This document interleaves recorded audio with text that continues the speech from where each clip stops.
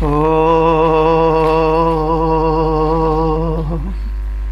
वेद प्रेमियों, सुधे श्रोताओं, संप्रति हम सब ऋग्वेद के प्रथम मंडल के 52वें सूक्त के 11वें मंत्र की व्याख्या में प्रवेश करने जा रहे हैं। यह मंत्र जगती नामक छंद में निबद्ध है। मंत्र षाडश हैं सव्य, आंगिरस और देवता हैं इंद्र। मंत्र का शीर्षक है इंद्र में वर्णनातीत शक्ति और समर्पित भाव से इंद्र का पूजन प्रसार हो। अब संबंधित मंत्र का पाठ हो जाए।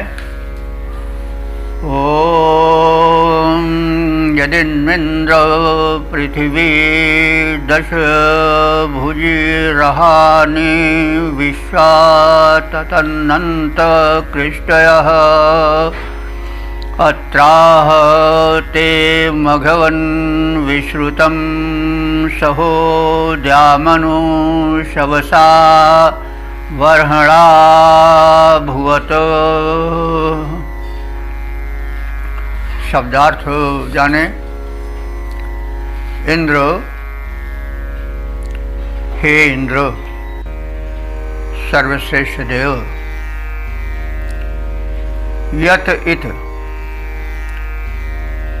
यत इत का अर्थ हुआ कि भले ही। पृथ्वी दशभुजी, यह जो पृथ्वी है यह दशभुजी माने 10 गुना फैल जाए, बढ़ जाए, विस्तृत हो जाए, 10 गुनी हो जाए। लेकिन मघवन, हे ऐश्वर्यशाली इंद्र, इंद्र का ही नाम मघवा है, उसका संबोधन है मघवन। मघवा कहते हैं ऐश्वर्य को। मघ माने ऐश्वर्य और मघवा माने ऐश्वर्य वाला। लेकिन हे ऐश्वर्य संपन्न इंद्र, कृष्य माने प्रजागण या मनुष्य, कृष्टि से कृष्य बहुवचन हुआ है।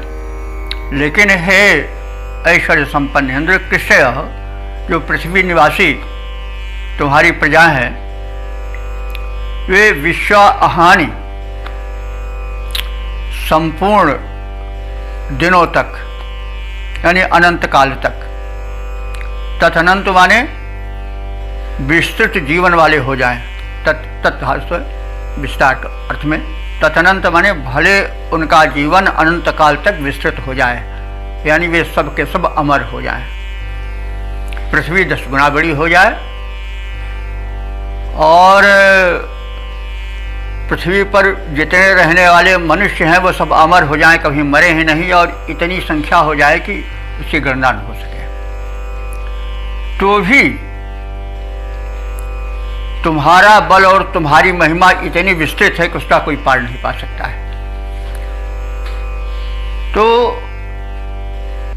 तदनंत विस्तृत हो जाए तो उसके पश्चात भी ते सह, ते माने तुम्हारे, सह माने बल विक्रम को, सह कहते हैं बल। तो ते सह तुम्हारे बल का वर्णन जो कि विश्रुत है, सर्वत्र फैला हुआ है, वह इतना विस्तृत है कि उसका अंत नहीं हो सकता है, वर्णन नहीं हो सकता है। इसलिए क्या करना चाहिए कि हम भक्तगण शवसा वर्हणा, तुम्हारे विस्तृत बल और पराक्रम का द्याम अनुभूत द्विलोक तक फैल जाए, यानी धरती से अंतरिक्ष और आकाश तक प्रसरित हो जाए, यानी सर्वत्र तुम्हारा ही नाम रहे, तुम्हारा ही यश रहे, तुम्हारा ही गुणगान होता रहे। यह हम सब प्रयत्न करते हैं। मतलब ये हुआ कि इंद्र की महिमा अनंत है, उसका पराक्रम अनंत है, उसका ऐश्वर्य अनंत है। भले ही मनुष्य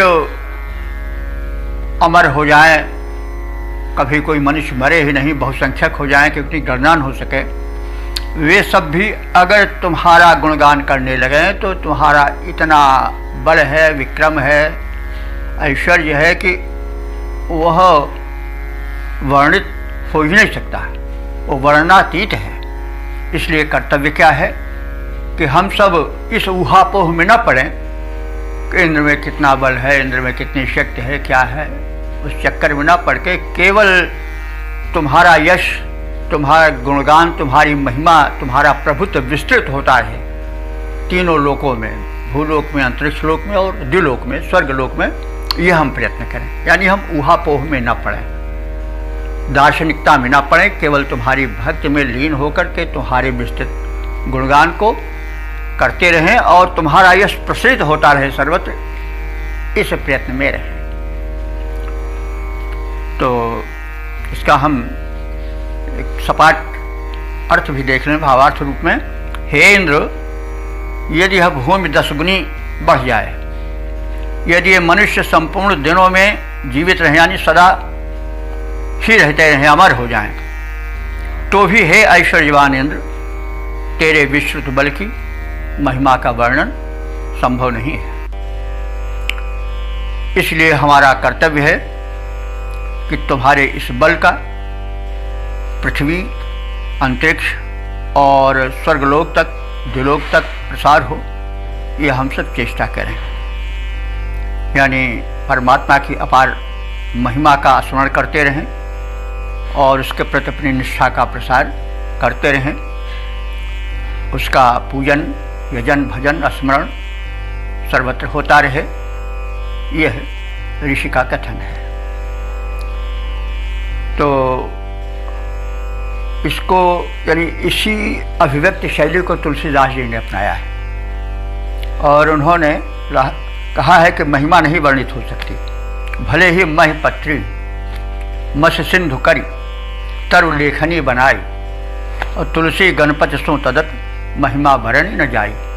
कोई वर्णन करना चाहे तो वो सोचे कि हम भाई वर्णन करें, तो पृथ्वी से ज़्यादा विस्तृत तो कुछ है नहीं, उसी के विस्तार में सारा विस्तार है। तो कोई यह चेष्टा करे कि पृथ्वी को कागज़ बना डाले, पतली, और उस पर लिखने के लिए स्याही के रूप में समुद्र का प्रयोग करें, यानी समुद्र में जितना जल है उतनी स्याही भर जाए, और फिर लिखने के लिए जितने संसार के वृक्ष हैं उनको लेखनी बना ले, और लिखने वाले कौन हो जाए? गणपति, गणेश जी लेखन शक्ति में बड़े प्रबल हैं, उनके बराबर कोई लिख नहीं सकता है, ऐसी मान्यता है।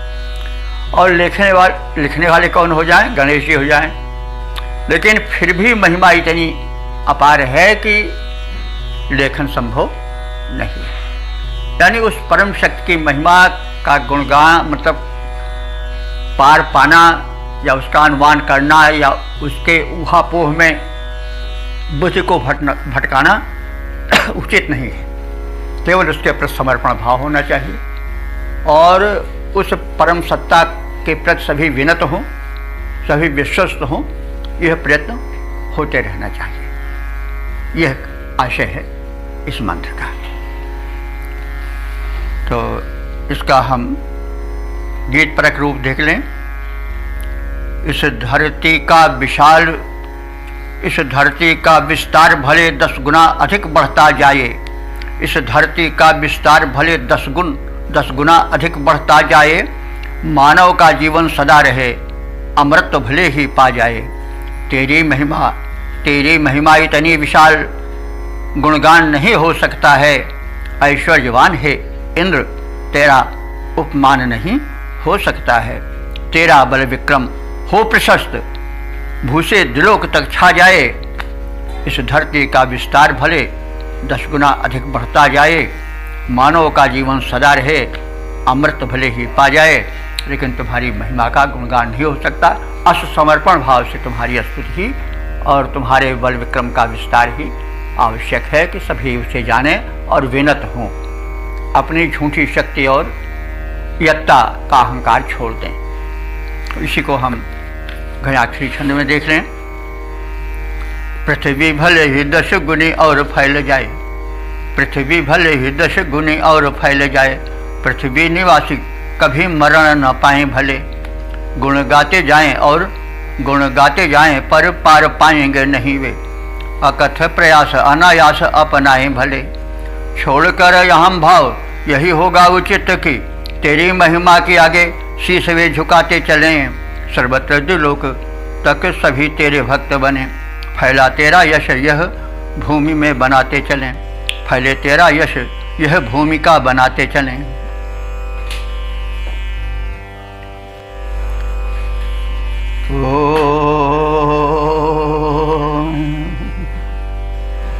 वीर प्रेमियों, सुधी श्रोताओं, संप्रति हम सब ऋग्वेद के प्रथम मंडल के 52वें सूक्त के 12वें मंत्र की व्याख्या में प्रवेश करने जा रहे हैं।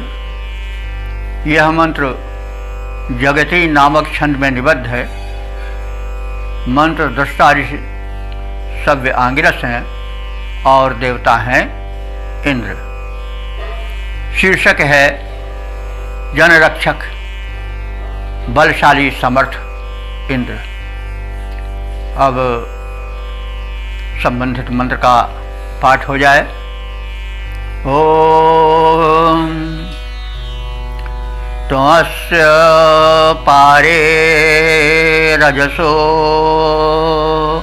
व्योमनः स्वभूत्योजा अवसे धृषन्मनः चकृषे भूमिं प्रतिमान मोजसोपः सह परिभूरेष्याद्दिवम्।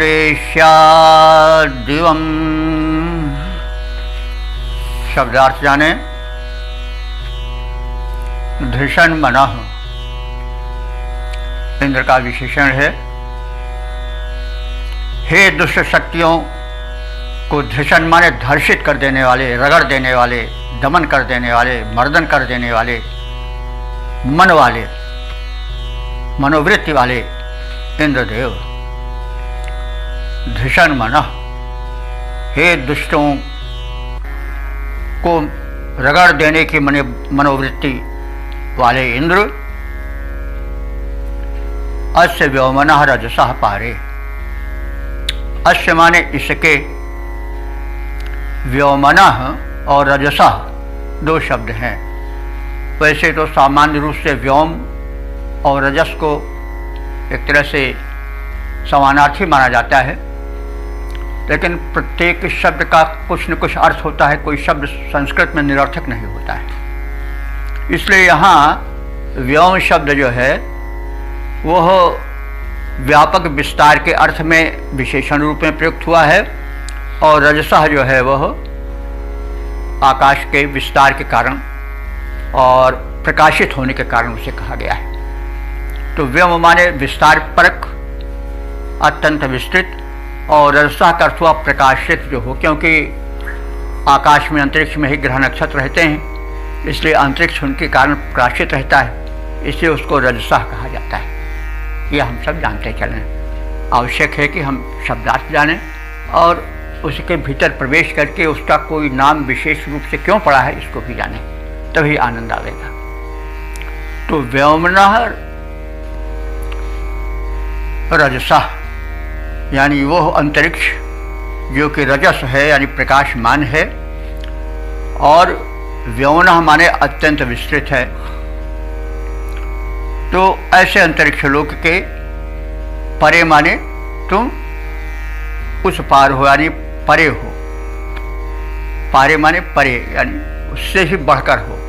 कहने का मतलब आकाश तो उसका कोई विस्तार का अंत ही नहीं है, लेकिन तुम उस विस्तार से भी अधिक विस्तार वाले हो, यानी अपार हो। तो और तुम कैसे हो? सुभूत्योजाह, भूति कहते हैं ऐश्वर्य को, तो स्वभूति ओजाह यानी स्वभूत्योजाह, अपने ही ऐश्वर्य से ऐश्वर्यशाली हो, ओजस्वी हो। तुम्हें अपने ओज तेज के लिए किसी के पास जाना नहीं पड़ता है, किसी दूसरे से शक्ति मांगनी नहीं पड़ती है। तुम स्वयं में समर्थ हो और पूर्ण समर्थ हो। तुमसे ही लोग बड़ा ऐश्वर्य पाते हैं, तुम्हें किसी से मांगने की आवश्यकता नहीं है। तो और तुम कैसे हो? ओजसः प्रतिमानम। ओजसः माने ओज तेज के, बल के, षष्ठी है। प्रतिमानम माने प्रतिमूर्ति हो। तुम ओज तेज की प्रतिमूर्ति हो। तो ऐसे आप हम प्राणियों के लिए क्या किए हो? अवश्य उनकी रक्षा के लिए आपने भूमिम चक्र से, भूमि माने पृथ्वी को, चक्र से माने व्यापक बनाया, यानी बड़ी विशाल, इसे बड़ा विशाल आकार दिया ताकि हम मानव उसमें फैल करके आसानी से रह सकें। यह तुम्हारी कृपा है, यह तुम्हारी कृति है। और स्व अपह दिवम परिभू, तुम्हारी महिमा इतनी है कि तुम स्व माने स्वर्गलोक और अपह माने अंतरिक्ष लोक, जहाँ की जल व्याप्त है, माने जल भाप के रूप में व्याप्त रहता है आकाश में। और आकाश में तो जल नहीं रहता है, मतलब जल रहता है लेकिन भाप रूप में रहता है, यह समझना चाहिए। नहीं तो हो सकता है कि भाई आकाश में जल कैसे। तो तुम आकाश में, स्वर्गलोक में और द्युलोक में व्याप्त हो और तुम उसमें स्थिर रहते हो, यानी तीन लोकों में तुम्हारी सत्ता विद्यमान है। भूलोक में, अंतरिक्ष लोक में और द्युलोक में। तो यह भी बताया जाता है शरीर में भी तीन लोक हैं, यथा पिंडे तथा ब्रह्मांडे। तो जो कट के नीचे का प्रदेश है भूलोक है, ये मध्य वाला अंतरिक्ष लोक है, और जो ये गर्दन से लेकर के, ग्रीवा से लेकर के ऊपर का प्रदेश है, वह द्युलोक है, स्वर्गलोक है। ऐसा भी माना गया है। तो मतलब सर्वत्र व्यापी हो, सर्वव्यापी हो, तन में भी हो, हमारे आत्मा बन करके विभिन्न अंगों के रूप में तुम्हारी ही महिमा है। और इसके ऊपर जो ये लोक हैं, भूलोक, अंतरिक्ष लोक और द्युलोक, यहाँ भी तुम्हारी ही सत्ता है, यानी तुम सर्वव्यापक हो। तो इसका हम भावार्थ देख लें। हे अरिमर्दन इंद्र, तुम बल की प्रतिमूर्ति हो। स्वर्गलोक, अंतरिक्ष लोक तथा द्युलोक को परिपूरित कर तुम स्थित हो। तुम अपने ही ऐश्वर्य से ऐश्वर्यवान हो। तुमने अंतरिक्ष के अतिरिक्त भूलोक को भी बनाया और तुमने प्राणियों को रहने के लिए भूलोक पर उन्हें संरक्षित किया। और तुम तीनों लोकों में व्याप्त हो। शरीर में भी सर्वत्र, यानी कण कण में तुम्हारा निवास है। तुम सर्वव्यापक हो। तो यह संदेश है कि उस इंद्र रूपी परमात्मा की अनंत महिमा का स्मरण करते हुए हम जीवन बितावें। क्योंकि जब हम शक्तिमान का ध्यान करते हैं तो हम अपने को निराशित नहीं पाते हैं। तो इसलिए कहा गया है कि कभी परमात्मा को भूलो नहीं। अनाथ कौन है यहाँ, त्रिलोकनाथ साथ हैं, दयालु दीन बंधु के बड़े विशाल हाथ हैं, अतीव भाग्यहीन है अधीर भाव जो भरे। तो अनाथ कौन है यहाँ, त्रिलोकनाथ साथ हैं। अपने को कभी अनाशित मत समझो, क्योंकि तुम्हारे साथ सभी नाथों के नाथ हैं। तो अनाथ कौन है यहाँ, त्रिलोकनाथ साथ हैं, दयालु दीन बंधु के बड़े विशाल हाथ हैं, अतीव भाग्यहीन है अधीर भाव जो भरे। तो यही है, वही मनुष्य है कि जो मनुष्य के लिए मरे।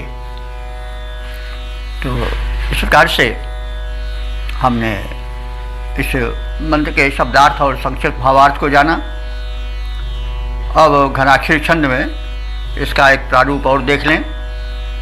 अरि के दमन कारी इंद्र बल धारी तुम, अरि के दमन कारी इंद्र बल धारी तुम, प्रतिमान बल के महान शक्तिमान हो।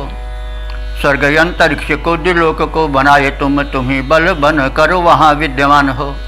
निज बल से ही बलशाली बल धाम तुम हो स्वराटे और सबसे प्रधान हो। भूतल बनाए और उसको बसाए तुम्ही, रक्षा सभी प्राणियों के करते प्रदान हो, रक्षा सभी प्राणियों को करते प्रदान हो। ओम। वेद प्रेमियों, सुधी श्रोताओं,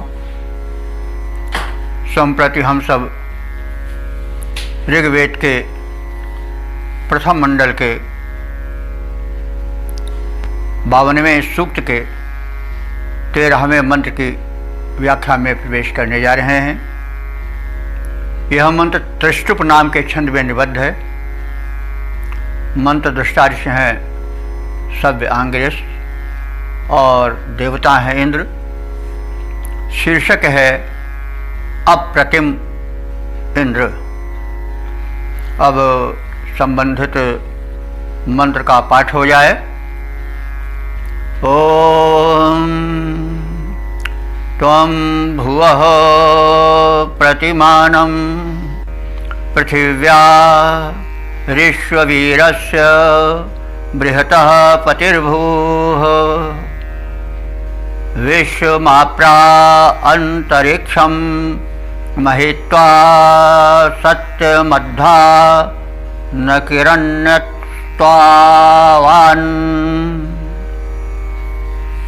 शब्दार्थ जाने। इंद्र, हे इंद्र, त्वं पृथिव्याः भुवः प्रतिमानम। त्वं माने तुम, पृथिव्याः भुवः, ये दो शब्द हैं जो कि सामान्यतः पर्यायवाची ही हैं, लेकिन यहाँ एक दूसरे के विशेषण बन करके आए हैं। भुवः का विशेषण पृथिव्या है। यद्यपि पृथ्वी का अर्थ भी धरती होता है और भुवः का अर्थ भी भूलोक हम कहते हैं, लेकिन प्रत्येक शब्द निरर्थक नहीं होता है, उसका कोई न कोई अर्थ होता है। तो पृथ्वी को पृथ्वी इसलिए कहा जाता है कि वो पृथु है। पृथु माने विस्तृत है, किसी ओर चलते जाओ पारे नहीं मिलता है, कितनी दूर तक चले जाएं। तो इसी उसके विस्तार कारण, पृथुत्व के कारण उसको पृथ्वी कहा जाता है। और भुवः यानी यहाँ सभी लोग उत्पन्न होते हैं, उत्पन्न होते हैं, इसलिए उसको भुवः कहा जाता है। भूलोक भवन्ति यत्र प्राणिनः। तो आप विस्तृत भूलोक के प्रतिमानम माने प्रतिनिधि हो, और आप भूलोक के ही नहीं स्वर्गलोक के भी स्वामी हो। तो ऋष्व वीरस्य बृहतः, ऋष्व कहते हैं दर्शनीय, यह भी विशेषण है। वीरस्य यह भी विशेषण है, किसका? देवताओं का। और तुम उस स्वर्ग के भी प्रतिनिधि हो जहाँ की दर्शनीय और वीरत्व से युक्त व्यापक रूप से महान देवता निवास करते हैं, उसके भी तुम पति भू स्वामी हो। महित्वा माने अपनी महिमा द्वारा। विश्वम अंतरिक्षम, भूलोक ही नहीं स्वर्गलोक ही नहीं बल्कि विश्वम माने संपूर्ण, अंतरिक्षम माने अंतरिक्ष लोक, आपरा माने परिपूरित करते हो, यानी तुम विस्तृत अंतरिक्ष लोक को भी परिपूरित करते हो। यानी तुम भूलोक के तो प्रतिनिधि ही हो, देवलोक के भी, स्वर्गलोक के भी तुम स्वामी हो, प्रतिनिधि हो, और इस व्यापक अंतरिक्ष को भी व्याप्त करके, परिपूर्ण करके तुम स्थिर हो। यानी तुम्हारी महिमा, तुम्हारी सत्ता त्रिलोक में व्याप्त है।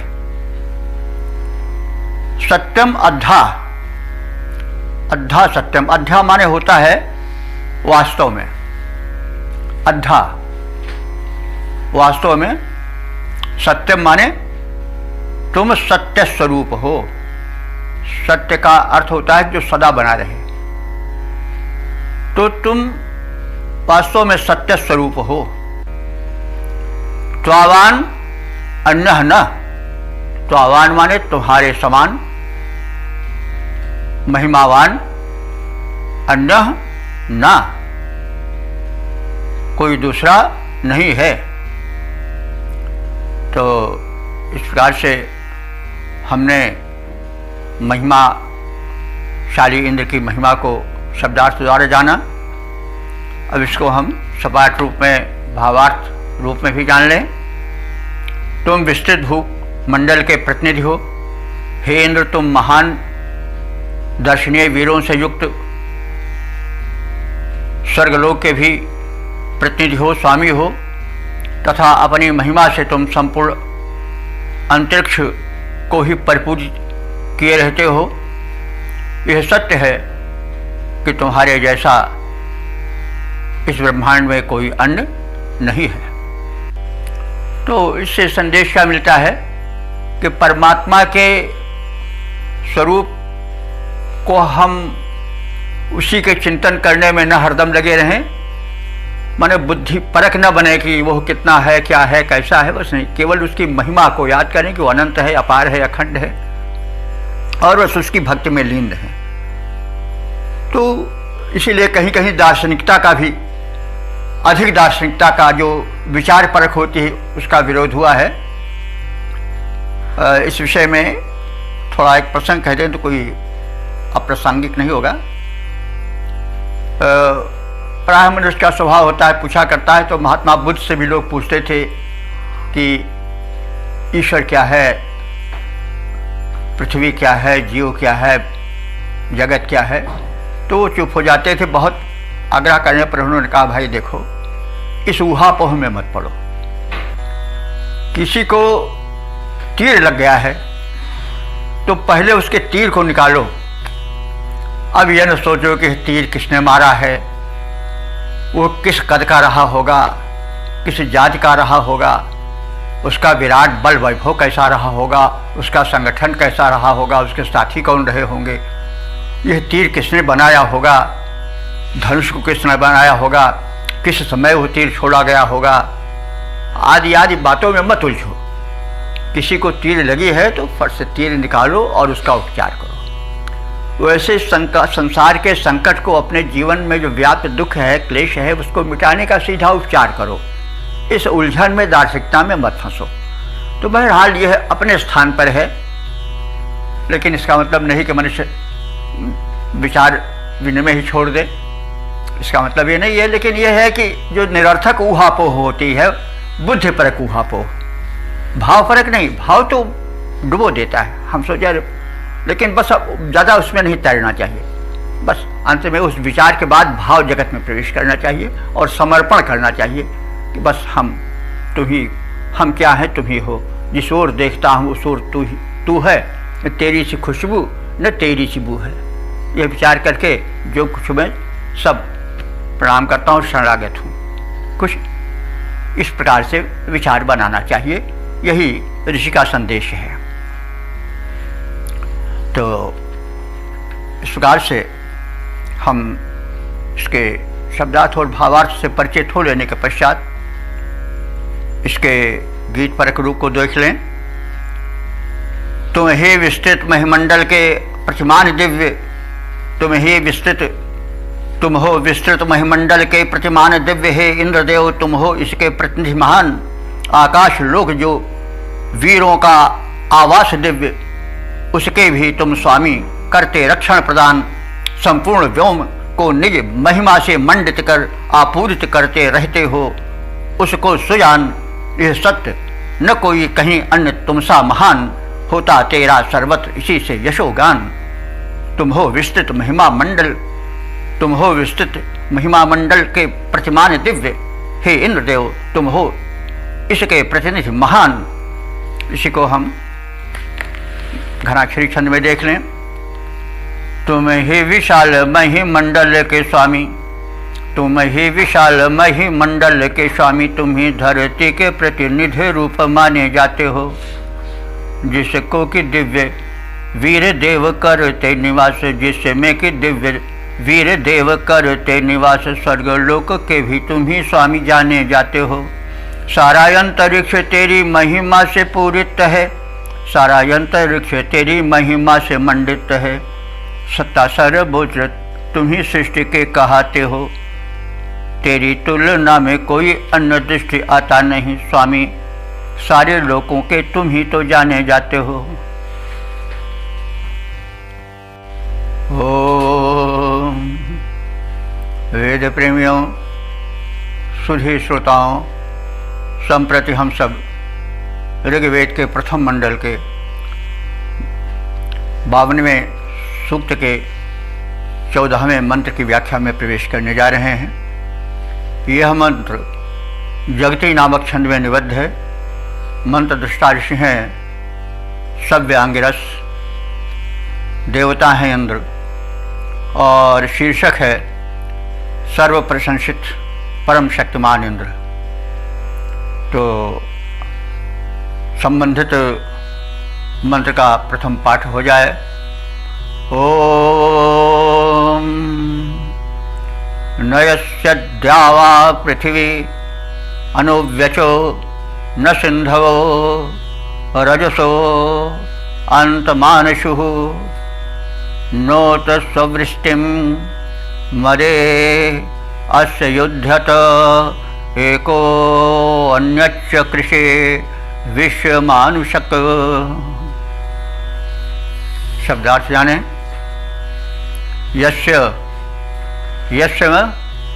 यस्य इंद्रस्य, जिस इंद्र के, व्यचः व्यचः कहते हैं विस्तार को, द्यावा पृथ्वी न अनु, द्यावा माने द्विलोक और पृथ्वी माने भूलोक, न अनु माने नहीं अनुसरण कर सके, नहीं पा सके, पीछे पीछे चलते रहे, कहाँ तक वो है लेकिन उसका अंत नहीं पा सके। तो यश इंद्र से बचा, जिस इंद्र के विस्तार का अंत द्विलोक और भूलोक दोनों लोक नहीं पा सके, यानी जिसका विस्तार अनंत है। रजसः सिंधवा, रजसः कहते हैं अंतरिक्ष को, और सिंधवा कहते हैं समुद्र को, बहुवचन है, यानी आकाश और सारे समुद्र। अंतम न अंशु, जिसका अंत नहीं पा पाए हैं, नहीं पा सके हैं। उत, उत माने और, मदे माने उत्साह में, आनंद में। मद शब्द है, मद जो है आनंदवाची है, और जिसने आनंद से परिपूरित होकर के स्ववृष्टिम, सु अवृष्टि खंड होगा, तो जिसने वृष्टि को, वर्षा को रोकने वाले वृत्तासुर को,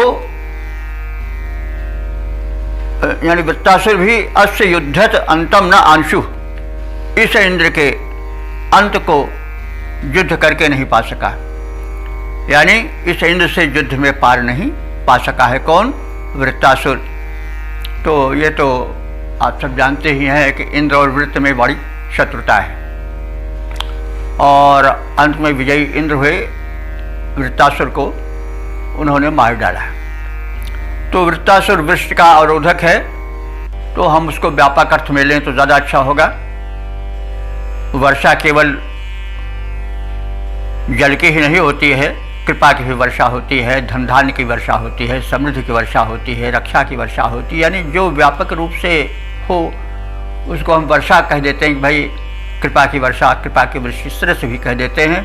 तो जो वृत्तासुर है वो मोटे रूप से तो वर्षण का अवरोधक एक असुर है, लेकिन वो समस्त शुभ कर्मों में प्राणियों को प्रवेश करने से रोकता है। प्राय मनुष्य में भाव आता है, क्या करने से फ़ायदा, उससे क्या फ़ायदा, उससे क्या फ़ायदा, ये सब वृत्तासुर की ही महिमा है सूक्ष्म रूप से चारों ओर फैल, जो आदमी को मतलब निराश करती है, सत्कर्म करने से दूर चलाती रहती है।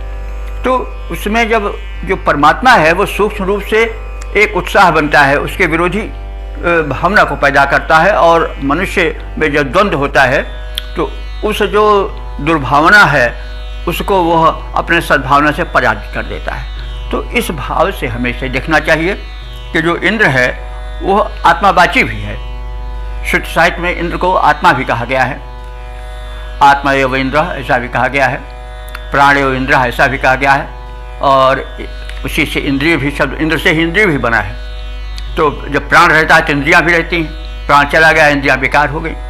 तो ये इंद्र व्यापक रूप में ऋषियों द्वारा देखा गया है। तो कहने का यह तात्पर्य है कि यह इंद्र इतना सर्वव्यापी है, इतना महान है कि इसके महिमा के अंत ना तो भूलोक पा सका, ना द्युलोक पा सका, ना अंतरिक्ष लोक पा सका, न समुद्र पा सके, न नदियाँ पा सकें, और न कोई भी उसके पार जा पाया।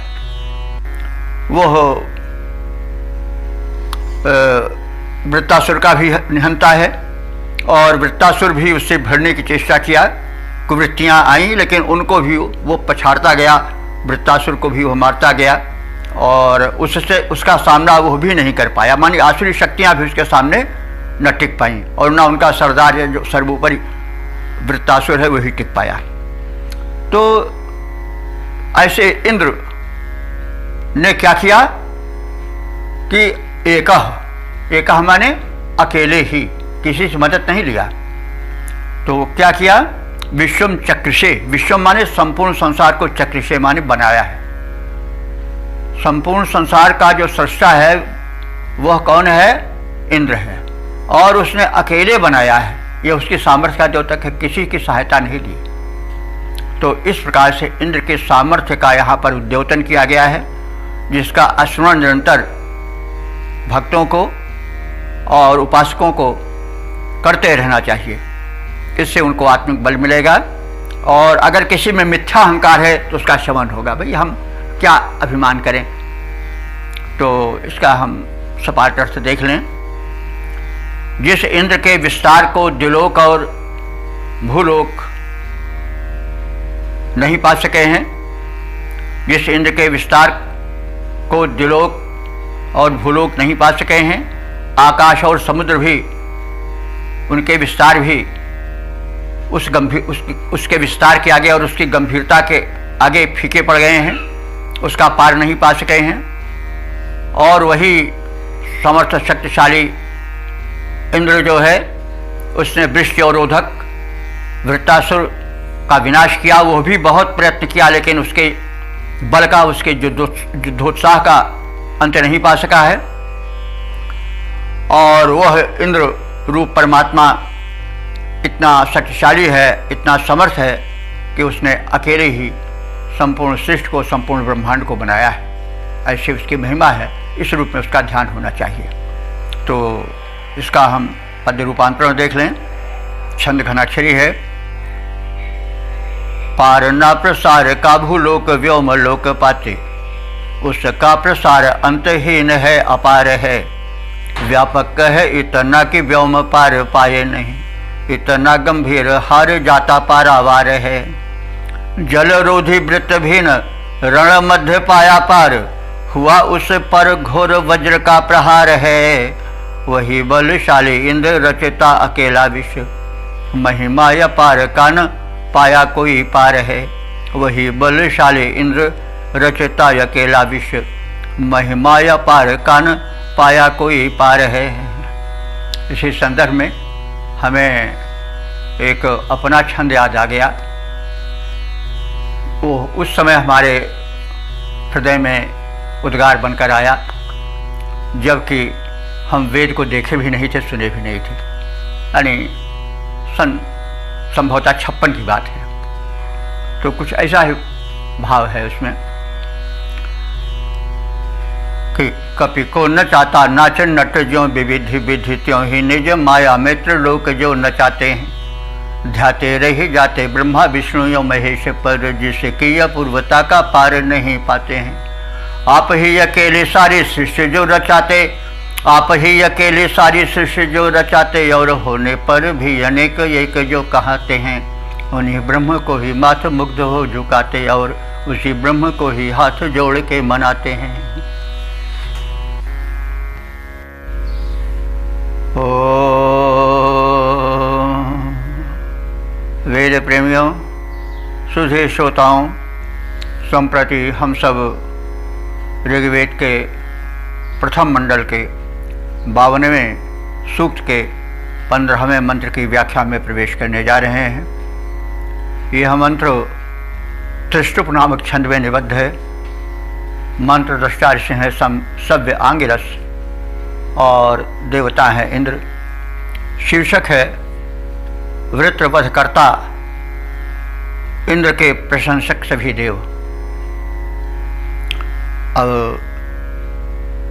इस मंत्र का, जो कि इस सूक्त का समापन वाला मंत्र है, उसका पाठ हो जाए। ओम आर्चन्नत्र मरुतः तस्मिन्नाजौ विश्वे देवासौ अमदन्नन्मुता वृत्रस्य यद्भृष्टिमता वधेन नित्वमिन्द्र प्रत्यानं जघन्थ। शब्दार्थ जाने। इंद्र, हे परमात्मन इंद्र, यत, यत माने जब, त्वम माने तुमने,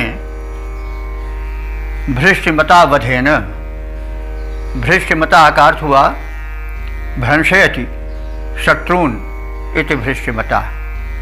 मता माने मत वाले, तो जो शत्रुओं को नष्ट भ्रष्ट कर देने के मत वाला हो, विचार वाला हो। और बधेन माने बध का साधन हो। तो यहाँ यह अर्थ है कि वज्र द्वारा जो शत्रुहंता इंद्र है, उस वज्र को, यानी भृष्टिमता शत्रु के संहार के लिए मत बनाने वाले इंद्र के असुरों के वध करने का जो साधन है, ऐसा वज्र, यानी ऐसे वज्र को वृत्तस्य आननम, वृत्तस्य आननम माने वृत्त के आनन पर, मुख पर जब प्रतिजघंथ, प्रतिजघंथ माने प्रहार किया, तो ऐसे इंद्र ने, जो कि दुष्टों के संहार की मनोवृत्ति बनाए रहते हैं और संहार के साधन अपने वज्र को जब उस वृत्तासुर के मुख पर प्रहार किया, प्रतिजघंथ, तो अत्र, अत्र माने यहाँ, यहाँ माने इस संग्राम में जो कि वृत्तासुर से संबंधित था, उसमें मरुतः, मरुतः माने मरुदगणों ने, मरुदगण जैसा हम सब जानते हैं कि इंद्र के प्रधान सेनापति हैं और प्रत्येक युद्ध में विशेष करके जब वृत्तासुर से युद्ध होता है तो सहायता करते हैं। अगर हम इसको बड़े खुले रूप में जानना चाहें तो यह कह सकते हैं कि जो मानसूनी हवा होती है वो मरुत के 49 मरुत होते हैं, उनका एक रूप है। तो जब संघर्ष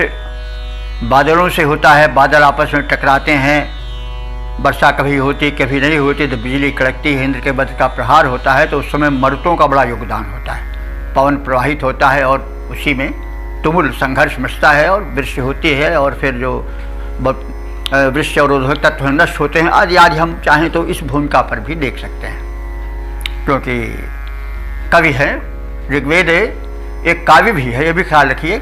काव्य में वही बात जरा आलंकारिक ढंग से कही जाती है। तो चाहे मानस हो, चाहे वाल्मीकि रामायण हो, चाहे कोई भी ग्रंथ हो काव्य, उसमें अलंकृत शैली में हम जब भाव सुनते हैं तो ज़्यादा प्रभावित होते हैं और हम उस अलंकार का भी आनंद लेते हैं और उसमें छिपे हुए अर्थ का अवबोधन करके उसका भी आनंद लेते हैं। तो ऐसे भी वेद में भी देखने की आवश्यकता है। तो उस समय हे इंद्र, जब तुमने अपने वध के साधन उस शक्तिशाली वज्र को वृत्तासुर के मुख पर दे मारा, प्रहार किया, तो उस समय आपके इस पराक्रम को देख करके उस संग्राम में तुम्हारी सहायता मरुतों ने भी की और तुम्हें अर्चन माने बहुत प्रशंसा दी, तुम्हारी प्रशंसा किए। सस्मे नाजव और सभी युद्धों में विश्व देवाशा तुम्हारे पराक्रम को देख करके संपूर्ण दिव्य शक्तियों ने भी, देवों ने भी त्वा माने तुमको, अमदन माने आनंदित किए। कैसे आनंदित किए? तुम्हारी प्रशंसा करके। जब प्रशंसा होती है तो आनंद होना स्वाभाविक होता है और करना भी चाहिए प्रशंसा, क्योंकि प्रशंसा करने से जो कर्म में संलग्न होता है उसको एक बल मिलता है। वो चाहे जिस कोटि का व्यक्ति हो, छोटे कोटि का हो, छोटे स्तर का हो तो भी प्रसन्नता होगी और बड़े स्तर का है तो भी प्रसन्नता होगी। तो उस समय जबकि तुमने अन्य युद्धों में भी दानवीय शक्तियों को पराजित किया, उन पर प्रहार किया, तो तुम्हारे उस कौशल को देख करके अन्य दिव्य शक्तियों ने भी तुम्हारी वाहवाही की, तुम्हारी प्रशंसा किया। तुम प्रशंसा के योग्य हो। तो इससे हम संदेश ये ले सकते हैं कि जो सत्ताधीश हैं वे दुष्ट शक्तियों का दमन करें और जो उनके सहायक हैं और जो अन्य गण हैं वो उनकी प्रशंसा करें, ताकि उनका मनोबल बढ़ता रहे, वो सदैव तत्पर रहें अपने संहार कार्य में। तो इसका हम सरल एक भावार्थ एक सपाट रूप से भी देख लें। हे इंद्र, जब तुमने शत्रुहंता वज्र से वृत्त के मुख पर प्रहार किया, तब यहाँ इस संग्राम में मर्तों ने तुम्हारी बड़ी प्रशंसा की। सभी युद्धों में सभी देवों ने तुम्हारे पराक्रम को देखकर तुम्हें प्रशंसित किया और प्रोत्साहित किया। तुम आनंदित हुए और प्रशंसा करने वाले दिव्य शक्ति देवगण भी आनंदित हुए। तो अब इसका हम गीत में रूपांतर देख लें। हे इंद्र, प्रशंसित बल तेरा, तुम में पौरुष अतिशय महान, तेरे रण कौशल का बल का सब करते रहते हैं बखान। जो वृत्तासुर से युद्ध ठना, तुमने निज वज्र संभाला था, करके प्रहार हुंकार भरा, मुखचूर मूर कर डाला था। मरुतों ने किया बखान, किया देवों ने प्रोत्साहन प्रदान। हे इंद्र, प्रशंसित बल तेरा, तुम में पौरुष अतिशय महान, तेरे रण कौशल का बल का सब करते रहते हैं बखान। इसी को घनाक्षरी छंद में देख लें। जलरोधी वृत्त पर तुमने प्रहार किया, तेरा वज्र शत्रुहंता बड़ा बलवान है। वृत्त मुख पर जब तुमने प्रहार किया, वृत्रबध हुआ वज्र बड़ा शक्तिमान है। जितने भी युद्ध हुए तेरा बल देख देख, सभी देवों ने किया तुम्हारा गुणगान है। प्रेरित सभी ने किया, प्रेरित सभी ने किया, वृत्त के संग्राम समय मरुतों का रहा बड़ा भारी योगदान है। मरुतों का रहा बड़ा भारी योगदान है। अब हम इस 52वें सूक्त का संक्षिप्त परिचय प्राप्त कर लें। ये प्रथम मंडल के 52वां सूक्त है, इसमें मंत्र 15 हैं और अब तक जो कुल मंत्र व्याख्यायित हो चुके हैं उनकी संख्या 629 है। इस 52वें सूक्त के मंत्र दृष्टा ऋषि हैं सव्यांगिरस, देवता इंद्र हैं। और इस 15 सूक्त परक इस 15 मंत्र परक सूक्त में जो छंद हैं वे दो प्रयुक्त हुए हैं, जगती और त्रिष्टुप।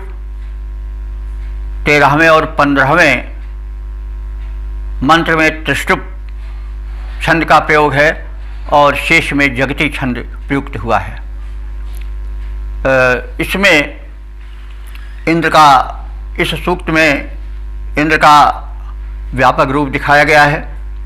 उसमें परब्रह्मत्व, ब्रह्मांड नायक की छवि देखी गई है। वह वृत्तासुर का यानी जलावरोधी शक्तियों का, साथ साथ जो सत्कार्य में बाधक शक्ति हैं उनका भी विनाशकर्ता इंद्र है। इंद्र संपूर्ण सृष्टि का नायक है और उसका सृष्टा है, दृष्टा है, और वह परब्रह्म की भूमिका में ऋषि द्वारा स्थापित किया गया है। उसके सहायक देव, सहायक शक्तियाँ जो हैं वह मरुत और जो अश्विनी कुमार हैं और जो अन्य देव हैं, सविता, पूषा आदि, वे सब उसके सत्कार्य में सहायक होते हैं, उसकी प्रशंसा करते हैं, उसका मनोबल बढ़ाते हैं। और इस प्रकार से हम इस मंत्र में यह परिज्ञान प्राप्त किए कि सृष्टि के आदिकाल में दिव्य ऋषि मेधा ने इस विश्व के व्यवस्थित संचालन में जिस परम शक्ति की कल्पना की या अपने दिव्य दृष्टि से दर्शन किया, उसे उन्होंने इंद्र नाम से संबोधित किया और वही सर्वोच्च सत्ताधीश है, संपूर्ण ब्रह्मांड नायक है, विनायक है। इस प्रकार से हम इन मंत्रों में उसके दिव्य स्वरूप को, उसके शक्ति संपन्न स्वरूप को, उसके विघ्न विनाशक आश्रित शक्तियों के संहारक रूप को देखा और उसके आगे विनत हुए। ऋषि विनत है, हम भी विनत हैं। अब इसके पश्चात अगले सूत्र की सूक्त की व्याख्या होगी दूसरे दिन।